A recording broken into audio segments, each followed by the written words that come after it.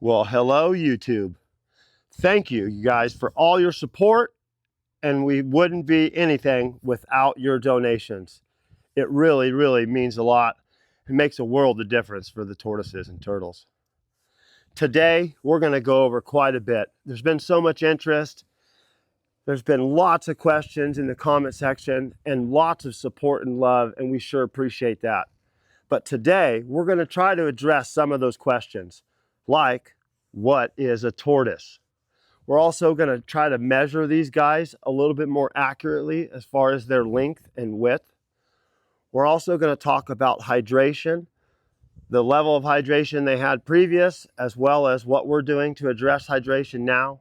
We're going to talk about food and feeding and what that was like for them previous and what it is now. We're also going to have an honest conversation about the condition of their shell and what kind of shape it's in. We're also going to address what their activity level is and why. We're going to go over the vet plan a little bit more in detail for you guys that were wondering about that. We're also going to go over in more detail the proper way to heat a tortoise from a small one to one this size. And we're also going to address, there was quite a few comments about their eyesight and the question of how well can they see because they are in such a confined space. So if you want to know the answers to these questions, get a seat. So there was quite a bit of confusion on, do these guys belong in water or do they need to be in the water? And the answer to that is no. These are tortoises, and they are terrestrial, which means they belong on land. Turtles, which are aquatic and live mainly in water, are a different type than these guys. Now, these guys are from the southern edge of the Sahara Desert, but they are not a desert tortoise. They're more of a grassland and forested area. And if these are the Sudanese variation or the subspecies, then that means they're from the region Sudan. Now, let's figure out, how long are they?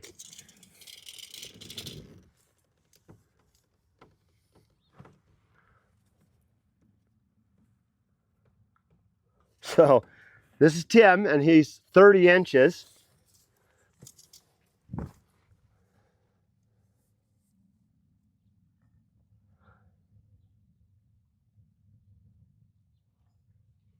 And this is at least 23. Now,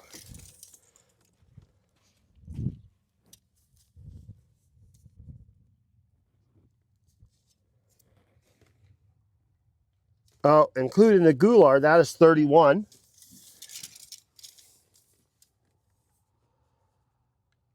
And 21. So we've got at least 30 inches long, closer to 31 inches, and 23 inches wide, at least closer to 24. Then here we've got 30 inches, 31 inches, just about as long as him, and 22 inches wide, basically, for a closer figure. Now, what's happening here is what I referred to in the last video. Harold. I know, I wanted to see. Harold is trying to turn around and he's trying to go this way. But he just can't move because Tim is too close to the fence. Now, inside the house, if this happens and Harold or Tim can't move, that's when you're going to start to get either aggressiveness, or you could get a situation where if something malfunctioned, which we don't expect to ever happen, that's why we use the brand of heat mat we use. If something were to happen, the tortoise wouldn't be able to move, it could get burned.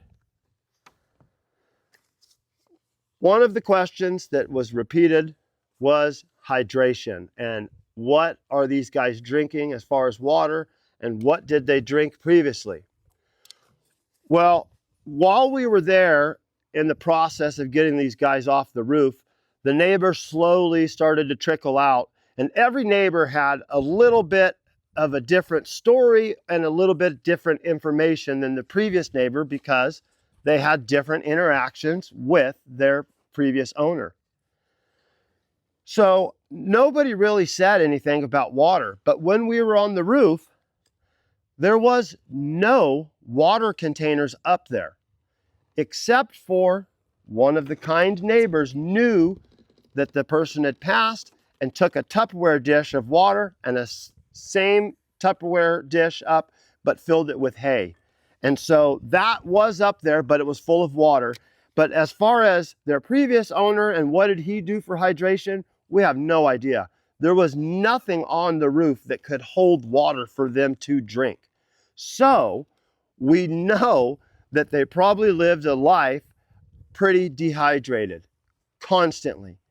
And that's also evident in their shell, which we're going to go over in just a second. That lets us know some things also about how well they were hydrated. What are we going to do to address hydration here? Well, we made a short and used the song A Whole New World, and it really is a whole new world for these guys.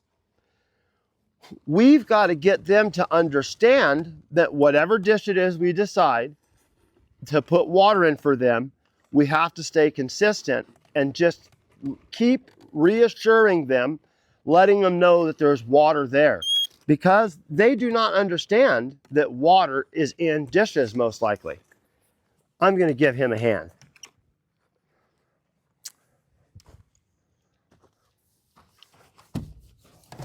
I know, it's okay. It's okay, Harold. Tim, you're just a good boy. There. Mom. You're just a good boy. So what we do here to address hydration in this situation, we've had other tortoises that don't know what drinking water is. And so we soak the tortoises on a regular basis. Now, some of you may be familiar with this practice of soaking tortoises. Some of you may have never heard of this. In tortoises like this, in the environment that we live in, it is vital that we soak them. And the reason why is through their cloaca, their rear end, they are able to absorb small amounts of water. Now, does that take the place of drinking water? Of course not. But what it does is it helps the tortoise not get so dehydrated that it's just on a downward spiral and it won't drink water. It doesn't even have the appetite for it. As he starts to move, let's talk about their activity. These guys' activity level was absolutely nothing in their previous environment. They lived in such a small space. As you can imagine, if you lived in your bathroom, you really wouldn't do a whole lot of walking around, especially if you lived in that bathroom for 30 years. You'd sit somewhere and just figure it out. But you most definitely, you wouldn't just walk in circles. And that's probably what these guys did for decades, is just sit there. And so now that they live in this bigger environment, they aren't too familiar with the concept of being able to walk long distances. So it's a shock, as you can imagine. Here we are with our 190-gallon stock tank and Harold, and this is a perfect example of what we do just to try to maintain minimum hydration levels. Some of you have seen the video or videos about our hot water heater system and what we do as far as soaking the tortoises. Some of you may not have seen it. And this is exactly what you would imagine. This is 100 feet of hose hooked to a hot water heater way over there in the yard. And we are getting hot water out of it to put into this dish for him to soak in. The water comes out at first cold, but it will warm up here. We're gonna shoot some of that cold water out of there and not waste it.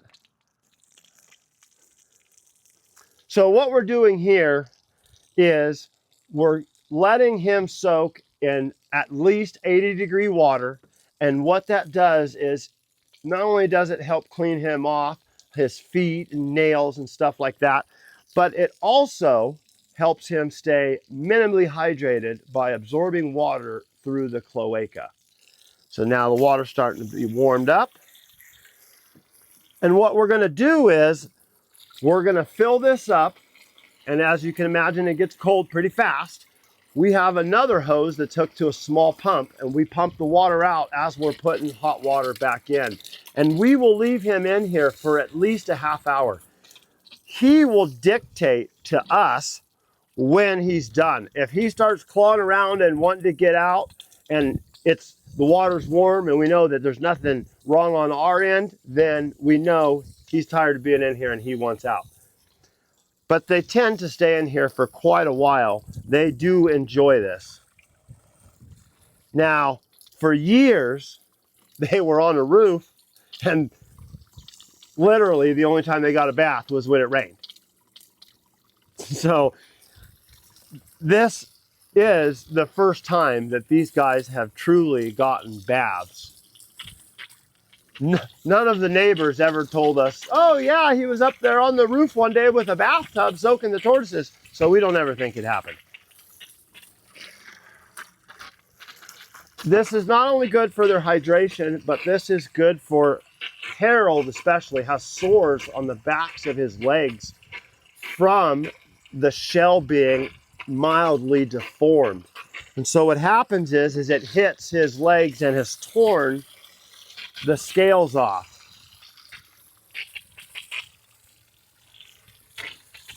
Hey.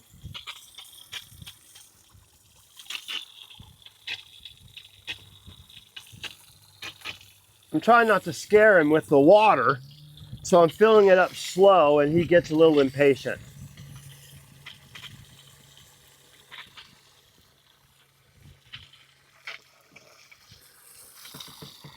You can probably get a good shot here while he's like this of his shell.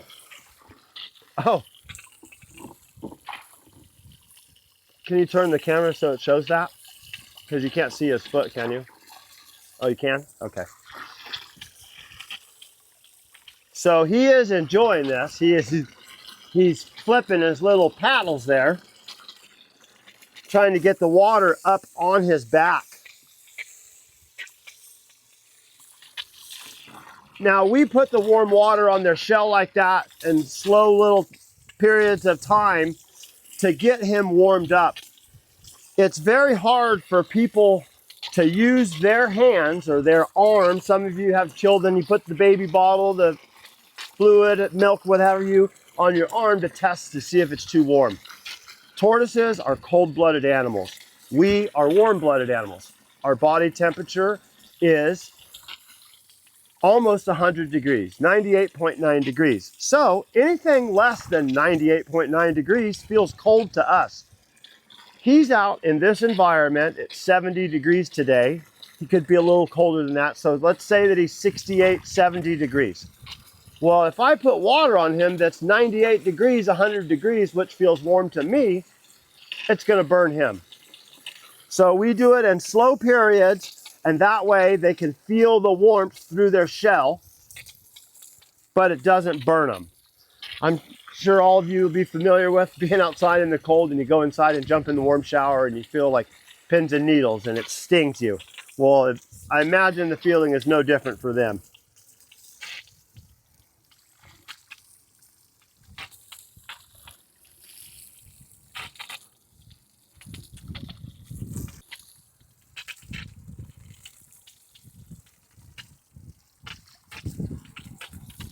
He's comfortable now with the temperature of the water that's coming out. He's stopped moving around.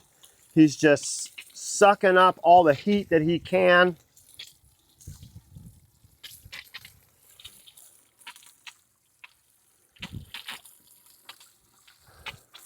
A good analogy that I like to use for people to help them understand the temperature of their tortoise and how to properly warm up their tortoise is Thanksgiving. Normal people put a 15 to 20 pound turkey in the oven, and at 300 plus degrees, it takes 4 hours, 5 hours to warm it up. Well, this is a 150 plus pound turkey.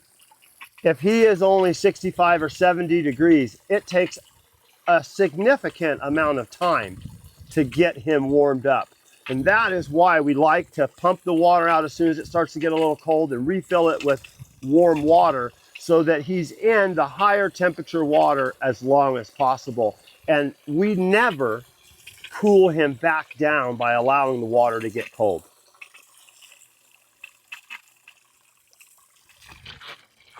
He loves it. Well, Harold's here in the bath. It's a good time to talk about their shells.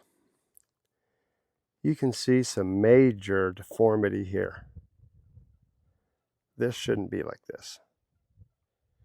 This should come around like this. None of this should be here. You can also see this being the center line.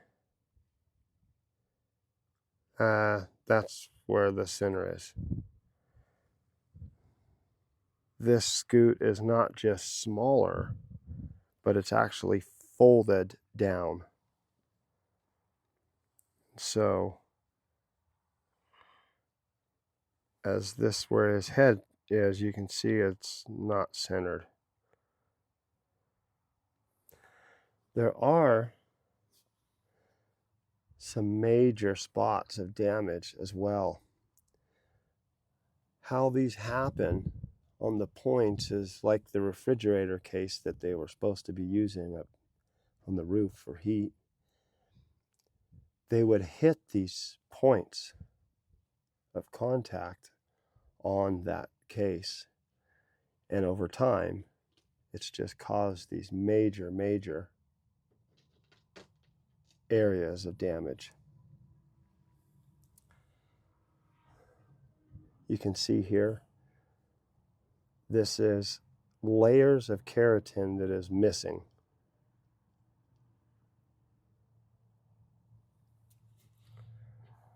Here's another bad area.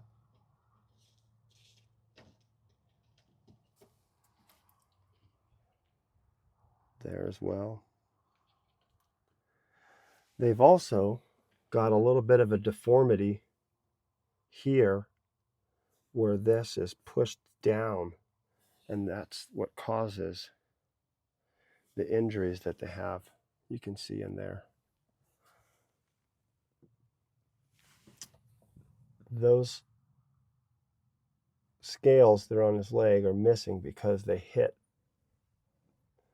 this as they go in and out. Now, there's nothing we can do to fix the pyramiding that's already occurred, but what we can do is make sure we treat the keratin, and how that's done is we use coconut oil, and what that does is 50% of the fats of coconut oil are comprised of lauric acid. Lauric acid allows keratin to absorb oil. So we're going to help keep the keratin hydrated through use of lauric acid, which is coconut oil, as well as make sure that they stay as hydrated as possible to prevent any future pyramiding. Harold is soaking right now in his warm bath, and Tim and I, we're going to talk to you about food. So the question was, what are we feeding them? Well, what we feed them is 100% dictated by what will they eat. And what will they eat is 100% dictated by what they were fed previously in their lives when they were with the previous owner. We have got to get them to understand that there are a variety of food items. One of the neighbors was aware of the previous owner feeding cabbage and pumpkins. So today we've got some pumpkins. Cabbage or pumpkin are not great foods to feed all the time or in abundance. A very important thing for a tortoise diet is variety. And here at Joshua Tree Reptile Haven, our variety is we feed Missouri Original 5M21 pelleted brand of food. Every single day we offer it to every tortoise. And that is because it is a full spectrum, full nutrient feed. And that ensures for us that we know the tortoises, at least if it's only small amounts, are getting all the nutrients they need. Now, where the variety comes in is we offer natural grazing. This pen here doesn't have grass in it yet, but that is the plan. We water it, and we're trying to propagate and grow grass. And so every tortoise that eats grass gets a natural grazing environment, the Missouri, and 3 foods: romaine, kale, turnip greens, collard greens, mustard greens. We do green leaf or red leaf lettuce just to add some water and variety. We also do squash, zucchini, escargot, I believe is how you pronounce it. So what they ate in the past really dictates to us what we can feed to them. And what that means is we've got to get them to start eating something that's familiar and slowly introduce food to them. In the previous video, where I was feeding Tim by hand, you can see that he's eating the head of romaine.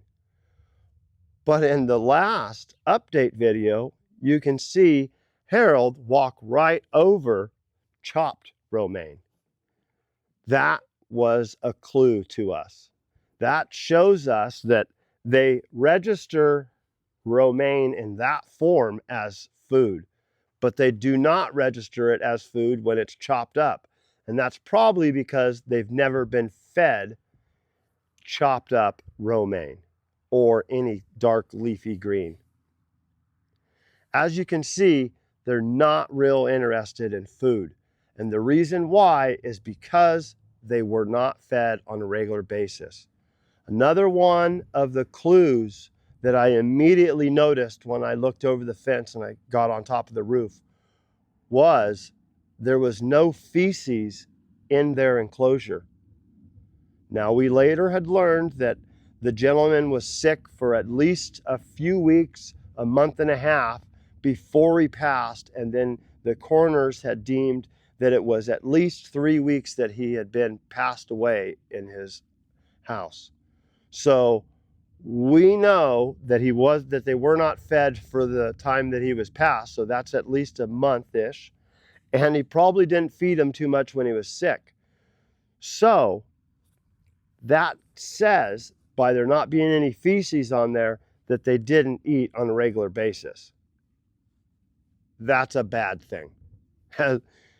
As anybody, they are probably very hungry all the time until they've learned to just get over that and just survive without dealing with the hunger.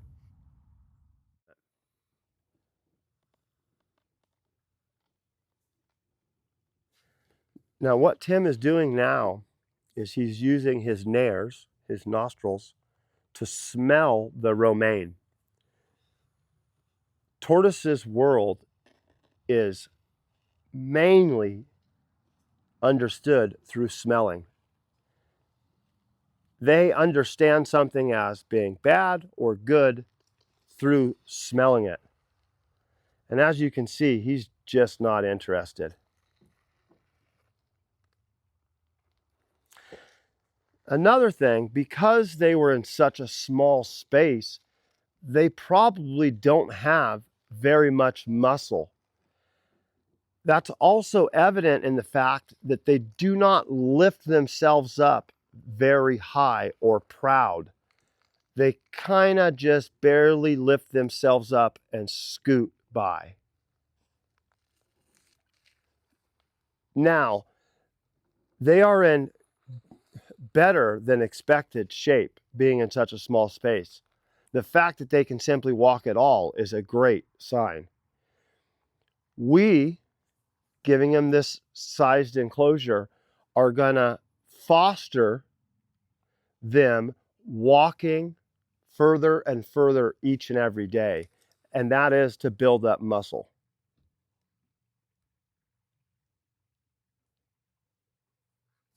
Now, they will walk quite a bit during a day and get tired, and the next day, if they don't seem enthusiastic about picking themselves up and moving, we give them a break.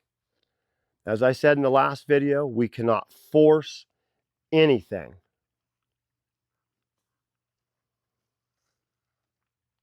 I absolutely love when this happens. Tim walked away from me, turned around, and now he's going to walk back to me.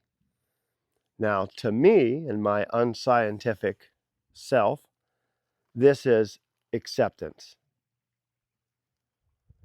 This is what I think his way of accepting me in his environment.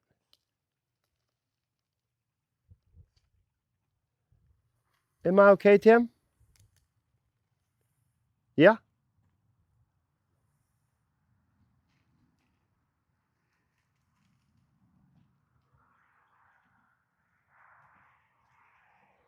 Another thing that was questioned quite a bit was metabolic bone disease.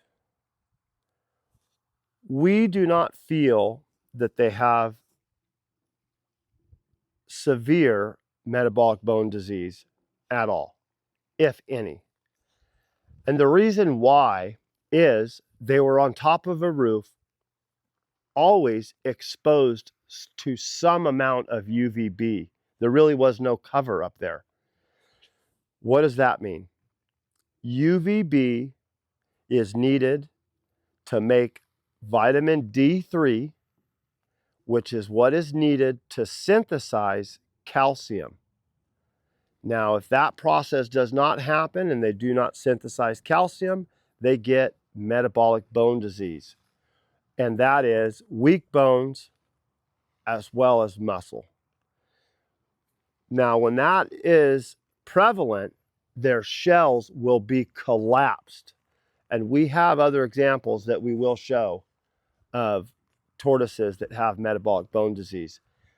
But because they still retain that basic round shape of their shell, and they are able to lift themselves up off the ground, we don't think that they have metabolic bone disease. And I'm not a scientist, I'm not a doctor, I'm not a veterinarian, but in my opinion, it's because they were exposed to so much sunlight.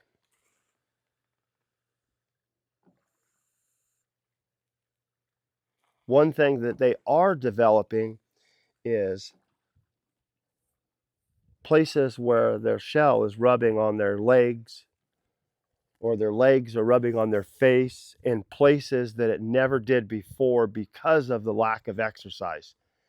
And so we're just putting basically petroleum jelly, Vaseline, or vitamin A and D. As my wife pointed out to me, it's not for diaper rash, honey. It's to prevent diaper rash. But those things are to be expected with this new increased level of activity. They're going to stay in this sized enclosure until we're confident that they can move to a larger. And when I say confident, we don't want to give them a space that's so big that they're just scared.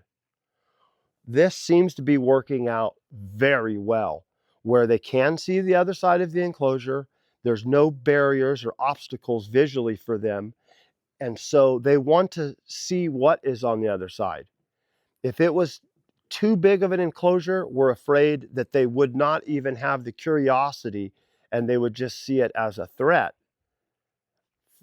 Think the fence wasn't no longer there on the roof. They really wouldn't exercise or have an activity level.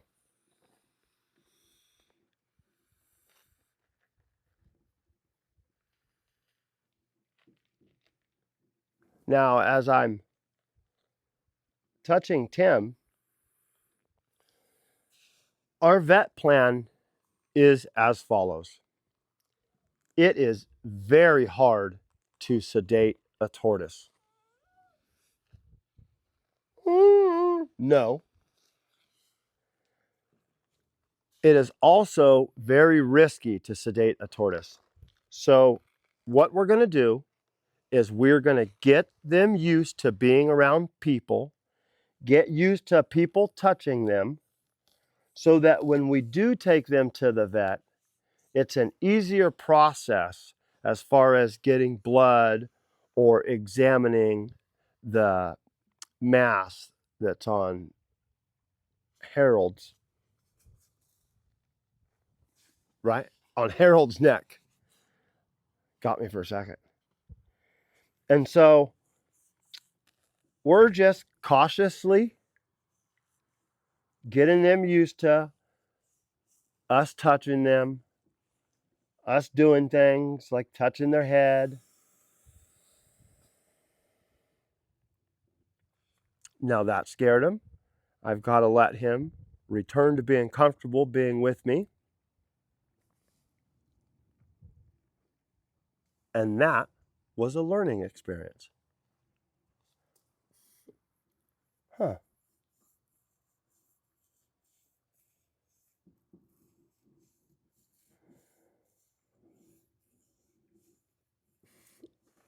Tortoises are a very intelligent animal, and there is a lot of mental back and forth that goes on, especially when they're introduced to a new person. Now, nothing happens fast with the tortoise. They didn't get like this overnight, and nothing we do is going to be able to fix it overnight. And we've got to be patient with that process. Huh, Tim?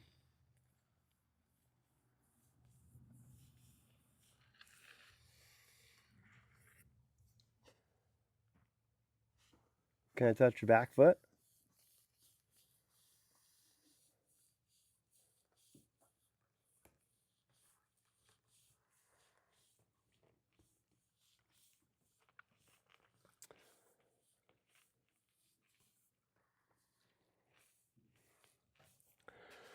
So even though they haven't eaten very much, we've just got to be confident that if we stick with not scaring them, not causing any undue stress, and let this process happen naturally at their pace, that they will start to eat. As I said in the last video, tortoises can live through horrendous conditions and survive. And so however long it takes is how long it's going to take, and we just have to accept it.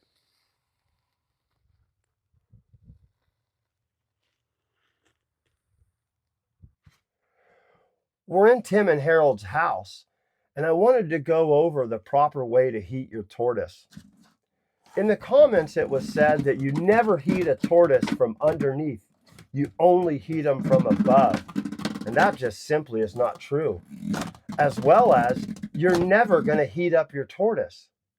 If you don't provide heat under and above your tortoise is never going to be warm. Normally, a heat mat would not provide enough heat under to heat the entire space. That's what was so fantastic about this Stanfield mat. It's 500 watts. It equally replaces the 500 watt heater we were using. So we don't need a heat source above them. At night when they're in here and it's closed up, this entire space from ceiling to floor is warm. If you only heat your tortoise from above, what you're most likely going to do is dry out the top of their shell and cause pyramiding. Any form of heat that is a desiccant, like a light bulb or any other form of above heat, it's going to dry out the tortoise's shell. and cause pyramiding. There's just no way around that. And if you're not providing heat under your tortoise is sitting on something that's cold.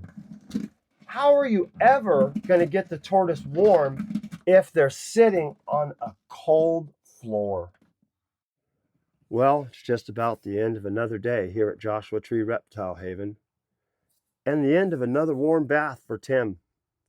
He's about ready for bed.